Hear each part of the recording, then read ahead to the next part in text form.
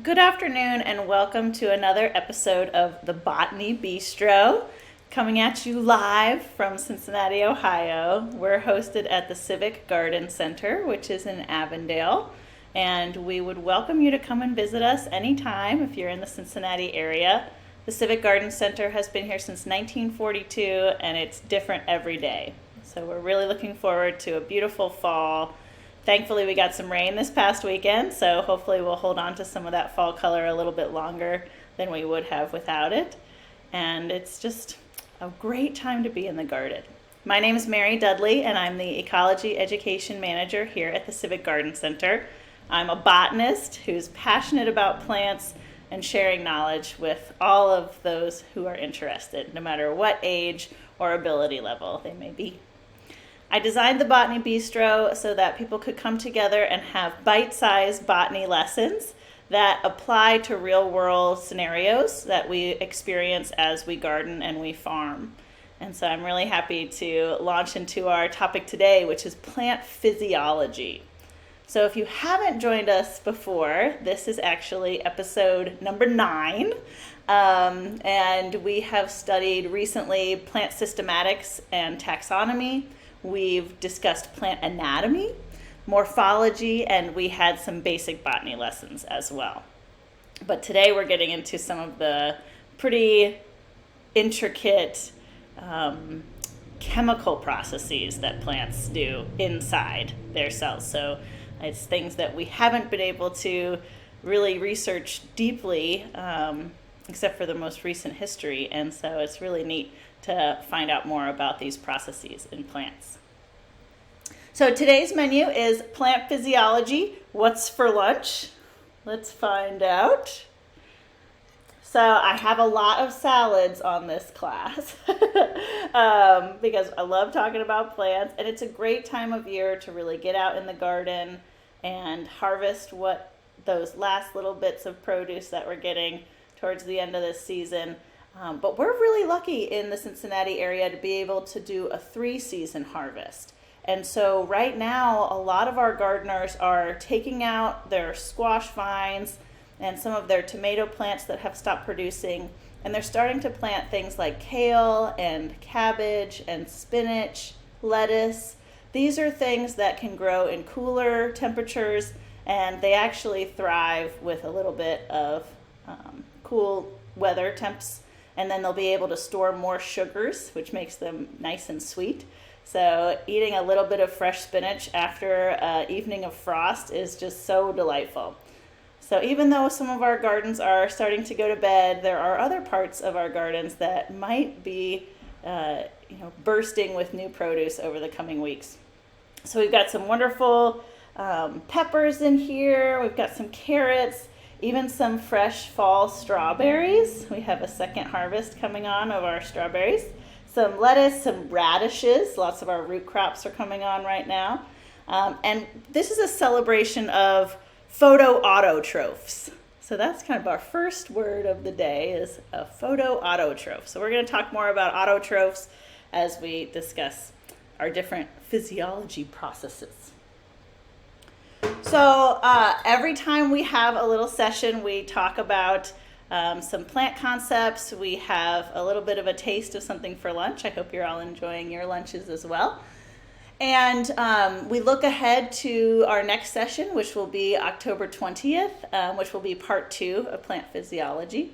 And you always have a little bit of homework. So your homework this week is to share with us your favorite photoautotroph and share that on our social media pages. Let's dig in. What is plant physiology? So, like I said, it's these chemical processes that are happening within plant cells. And it is linked to anatomy and morphology, ecology, environmental factors that plants deal with in order to grow and thrive. And so it includes focusing on processes such as photosynthesis, respiration, transpiration, seed germination, tropisms, which we have gone over in other sessions about how plants kind of follow the sun or maybe react to physical touch or wind, things like that.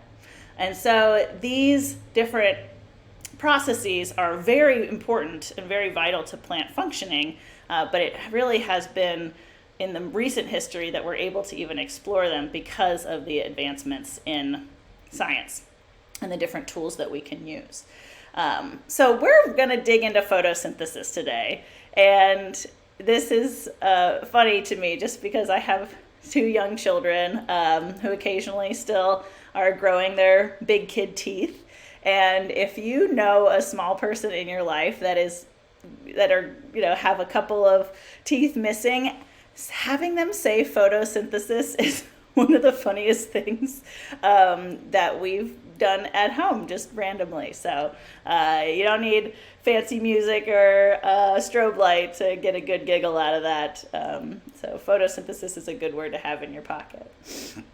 The study of photosynthesis really started around the late 1700s, a little bit in the 1600s. We didn't get these terms that we're using today until later, but there was a scientist named Joseph Priestley who was burning a candle in a closed environment, and that candle would go out. It's like, oh, okay, why isn't the candle continuing to burn? And so the scientist was playing around with different options of, what's in the air. We really didn't understand what was in the air around us. And so thinking about how to keep this candle burning or how to sustain a longer combustion session for the candle, the scientist tried lots of different things. One of the things that he tried was to add a plant into the chamber where the candle was, and found that the addition of this plant, not too close to the flame, was able to sustain combustion for a longer period of time or renew combustion as it was added to a chamber that previously had not been able to support a flame. And so it started to just turn those wheels of what is happening. How can the presence of a plant allow for the candle to stay lit? So now we know that is because when plants are going through photosynthesis, they are producing oxygen, which is needed for flames to continue to do their dancing. But it was really early on in that work of just people kind of thinking about different observations that they were making and going forward with the microscopy lessons that they had been developing and the different tools that they had seen so that they could actually understand how the atmosphere is changing because of the processes of plants. Later on, people started learning more about how roots were functioning and how water was moving around plants, how different chemical compounds were being taken up by plants. It was also very interesting for scientists to think, what are plants made out of? Because I don't have to put in an equivalent amount of soil for a plant to grow. If we had to grow trees in pots as big as their mass, that would be quite unwieldy. And so they're like, what are these plants using to take, to put into their cells? How are they getting this big? And so when we think about this process, we think about how carbon-based life forms are all around us, right? So we know that we are carbon-based life forms, plants are carbon-based life forms. How does that really happen? Well, carbon dioxide is in the air. And as plants absorb some of that carbon dioxide and internalize that into their cell structures, then those photoautotrophs are eaten by other species such as us. And so we internalize some of that carbon as well. So just those little building blocks, people starting to think, how is this all connected? And so it comes about kind of full circle as we think about where that carbon is being produced and stored and how that oxygen is being produced. So we are going to dig in to those things today. So in a very simple term, photosynthesis is the combination of oxygen, of carbon dioxide and water, and those things are used by the plant and they create a chemical equation And there are some really intricate and unique processes that happen along the way that we won't discuss all of the tiny details, and I do recommend that you look them up if you would like to. But the end result, the byproducts of photosynthesis, are going to be oxygen and a simple carbohydrate such as glucose. And so putting that all together is really important. So we have carbon dioxide and water as our inputs, and then we also are going to need a reaction. So we need the sunlight that is causing the catalyst that we need to excite everything, get everything moving. And then we are producing a simple carbohydrate such as glucose and oxygen as a byproduct of that. So that is, in a very small nutshell, what photosynthesis is. But we're not going to leave it right there, because this is the bistro, and we're going to get into the nitty-gritty of how it goes. All right, so in chemical terms, I'm going to read this so that I make sure I don't mess it up. Photosynthesis is a light-energized oxidation reduction process. Oxidation is the removal of electrons from a molecule, and reduction refers to the gain of electrons by a molecule. So in plant photosynthesis, we're using energy from light to drive oxidation of water, which produces oxygen gas and hydrogen ions and electrons. All right, so I know it might be a lot, kind of drinking from the fire hose today, but we're going to get through it together. And so photosynthesis came about because the Earth has changed. High amounts of carbon were present in the air millions of years ago. Plants were huge. We talked a little bit about this last time we had a session, and how those really, really large plants now are represented by species that are very small, such as our horsetails that are common now. They used to be towering plants because of all the available carbon. And so those plants were photosynthetic, and they were able to create their own resources without having to be mobile and move around. They could actually absorb that energy from the light and turn it into carbohydrates and sugars that they could then use for their other processes and for their cell and protein development. And so as things have changed within the atmosphere, with the environment, some things have been less or more available, and so plants have had to adapt over time and become much more specialized in how they are able to gain energy. And so we're really thinking about the evolution of like blue-green algae and how that has evolved into the plants that we see around us today, these beautiful angiosperms and gymnosperms that are highly specialized. So that took a long, long time. But a lot of the photosynthetic processes that these plants are using are very common. So we have that convergent evolution happening, lots of different pathways that we can use to have this same result. We're going to talk a little bit about different types of photosynthesis, but right now we're talking about something called C3, which is the most common form of photosynthesis. We will talk about two other methods of photosynthesis that are less common, but let's really focus on the majority of how plants photosynthesize. So we're talking about 3 billion years ago, give or take a few. Bacteria resembling modern cyanobacteria were gradually releasing oxygen into our Earth's oxygen-poor atmosphere. So like I said, there was a lot more carbon in the atmosphere at that time. And so the increase in the oxygen concentration of our atmosphere is due to these early photosynthetic plants, these early photosynthetic life forms.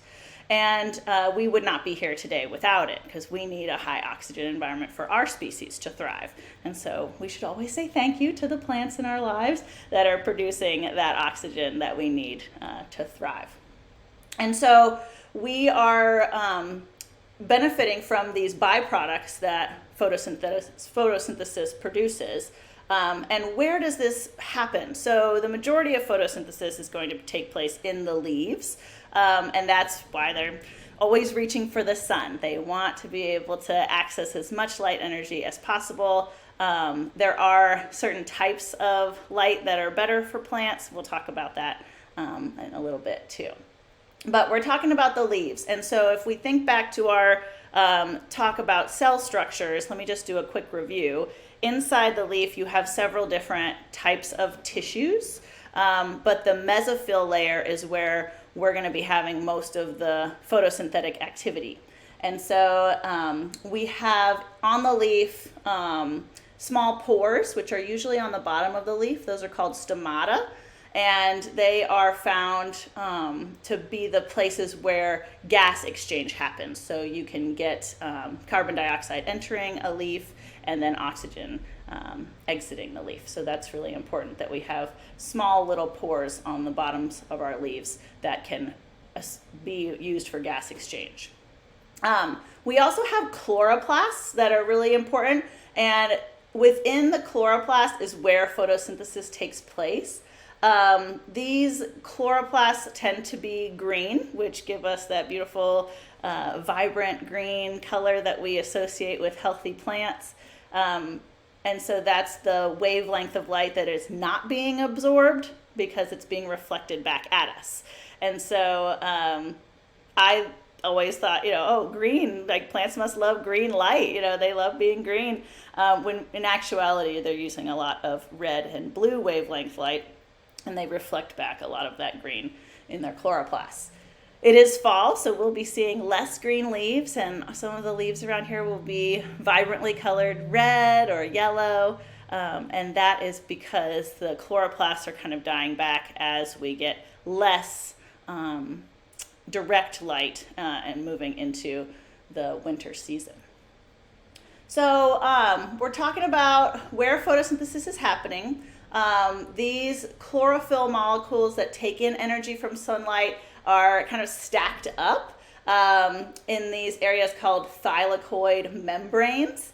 And so light reactions take place in the thylakoid membranes and produce ATP and NADPH, which goes into the stroma.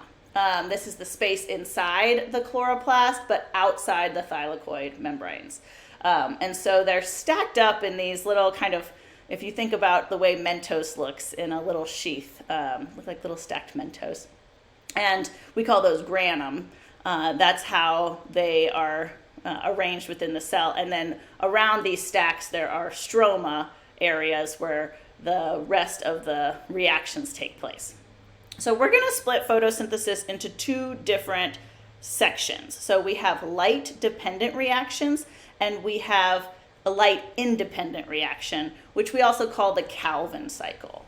So this was named after the scientist that discovered that cycle. And so the light-dependent reaction, like you might already be thinking, requires light. And so the light-independent reaction does not require light, but it does require the products that are produced during the light-dependent reaction. And so when a photon of light from the sun bounces into a leaf, its energy excites a chlorophyll molecule, and then that starts a process that splits a molecule of water. So remember, we're using water in this process as well. The oxygen atom splitting off of the water bonds with another, which creates a molecule of oxygen, O2.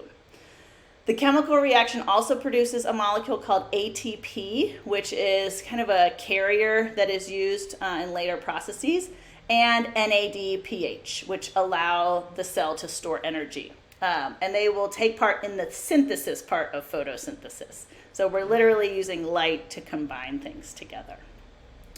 After we have this light reaction, then we use those products in the Calvin cycle. And so it's also sometimes called the dark reaction or the light-independent reaction because it does not require light, but we need those light products to work. All right, so we've got that. So the steps in the Calvin cycle are carbon fixation, reduction, and regeneration. Carbon atoms are from carbon dioxide are fixed and are used to build 3 carbon sugars. This process is fueled by ATP and the NADPH from the light reactions. And at the end of photosynthesis, after we have had our light-dependent and our light-independent reactions happen, we have these products of oxygen and simple carbon dioxide. So the simple carbon dioxide, such as glucose, is usually incorporated into other processes and other things such as cellulose. They can do make other types of sugars such as sucrose. So it gets into a little bit of a large idea of lots of variations on how plants are using these products. And honestly, we're finding out more all the time about what is produced during photosynthesis. It is kind of a very simplification to say like, okay, great, it's just producing oxygen and this carbohydrate. But now we know that there's lots of things being produced during photosynthesis. And the more we are able to look closely at these processes and study them, the more we find out. So if you're interested in this, there's definitely space in the scientific world for you to do some research. So those carbohydrate glucose molecules go on to do things like make the cell walls of plants and provide all of the extra energy that it needs to do all of its growing.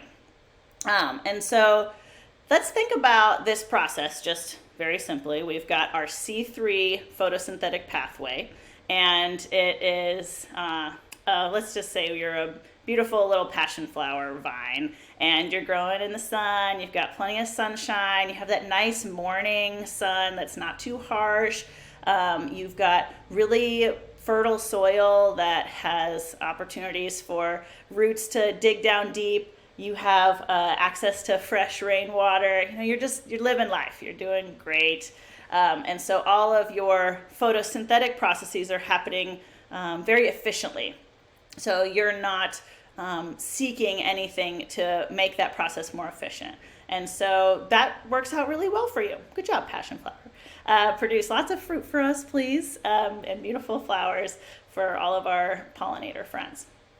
There are some plants, though, that are growing in conditions where that is not always going to be the case. And so over time, plants have evolved different adaptations to be able to tackle their required processes in a different way. And so that's where we come into C4 and CAM, which are the other two common types of photosynthetic processes. So these two other avenues evolved in response to photorespiration. And photorespiration happens when it's very maybe hot, dry. The plant is not getting enough water. And so the plant will close the stomata, those little openings typically on the undersides of their leaves, to reduce water loss. Well, that also comes at a price. So you're reducing your water loss, but now you're not able to exchange the gases the way you used to. And so you're maybe having a higher concentration of oxygen that's staying in the cell and is not being released. You're maybe not able to get more carbon dioxide into your cells to start these processes. So plants that grow in these challenging conditions use two different methods to kind of work around this. And they don't come just for free. They come at a price. C3 is kind of the,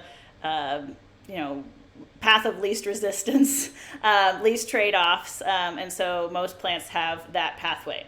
But if you are growing in an area where you don't want to keep your stomata open in all that time, or you don't want to have photorespiration stealing that wonderful photosynthetic products that you're making and making yourself inefficient, you might use something else.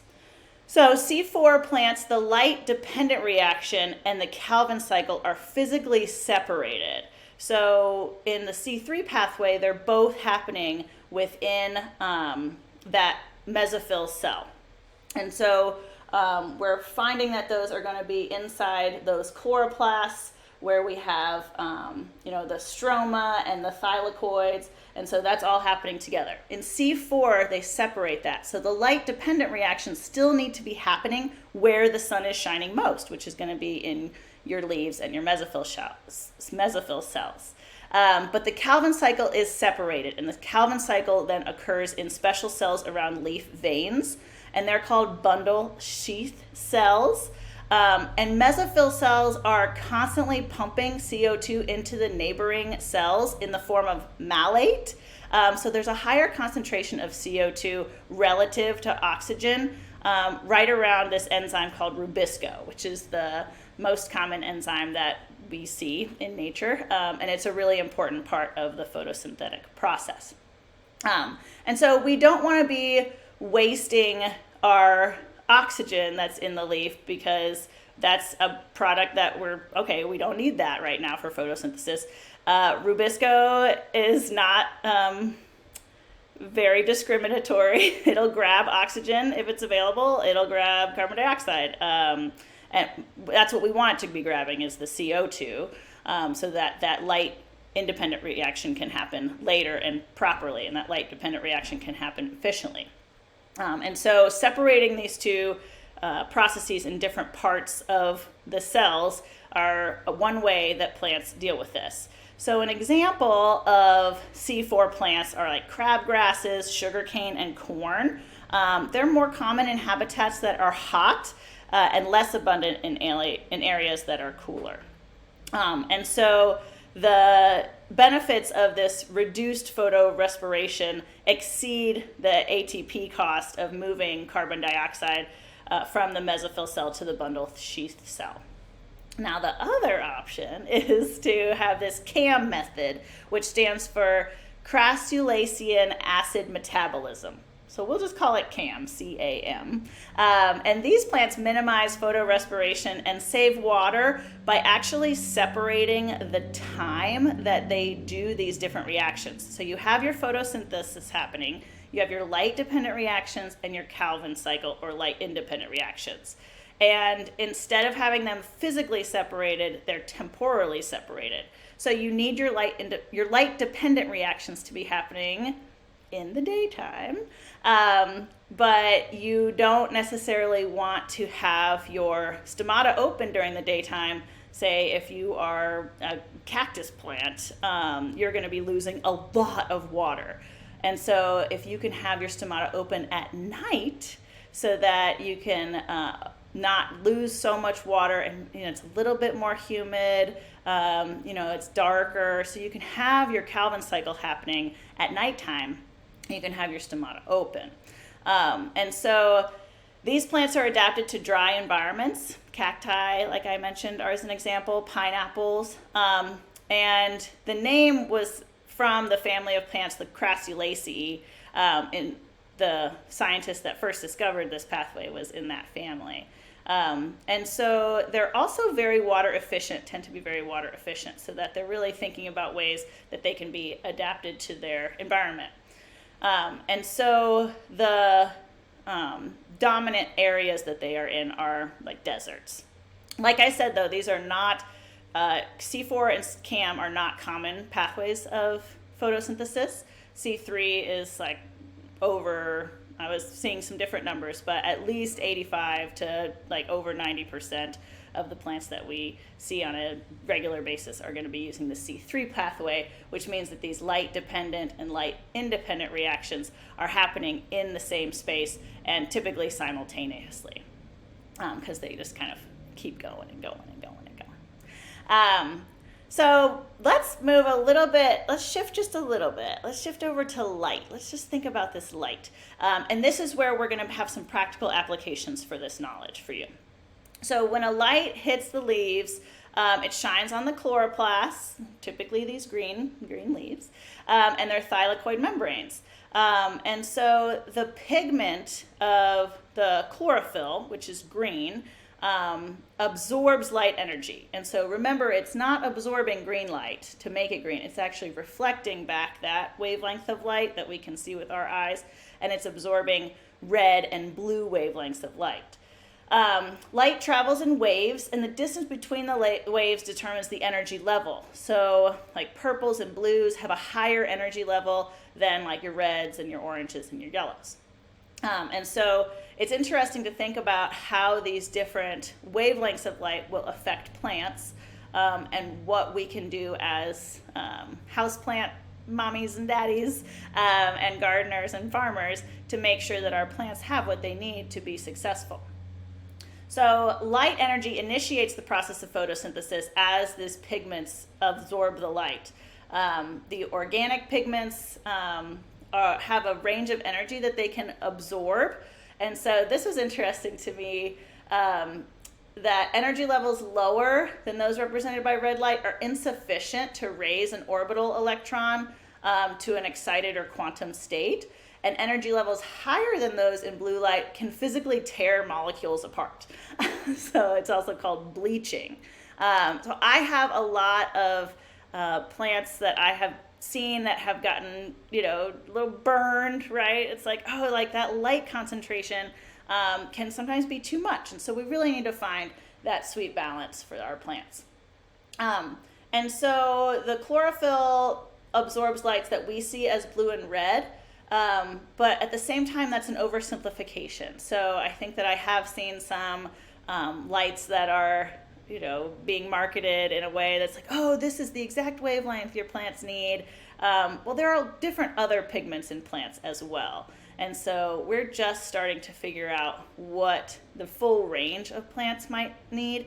But I do want to bring up an example. There's an organization called 80 Acres that is growing plants under lights. They're growing plants in a warehouse hydroponically, so they don't use soil.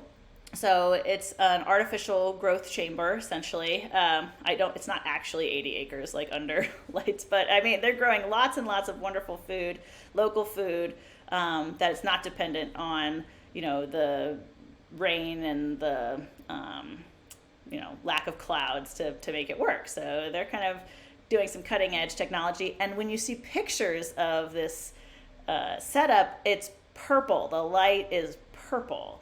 And so I'm like, what is going on with that? And really what they say on their website is that their growers create distinct recipes for different plants, so that they're able to really get the exact wavelengths of light that they need for certain types of processes. So there are certain wavelengths that will induce flowering.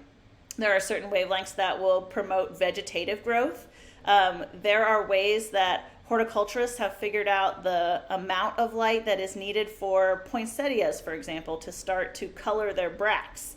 So those red leaves, essentially, we call those bracts, and they will not start to do that color change unless they have a 12-12 light cycle. You can induce that with other types and colors and wavelengths of light.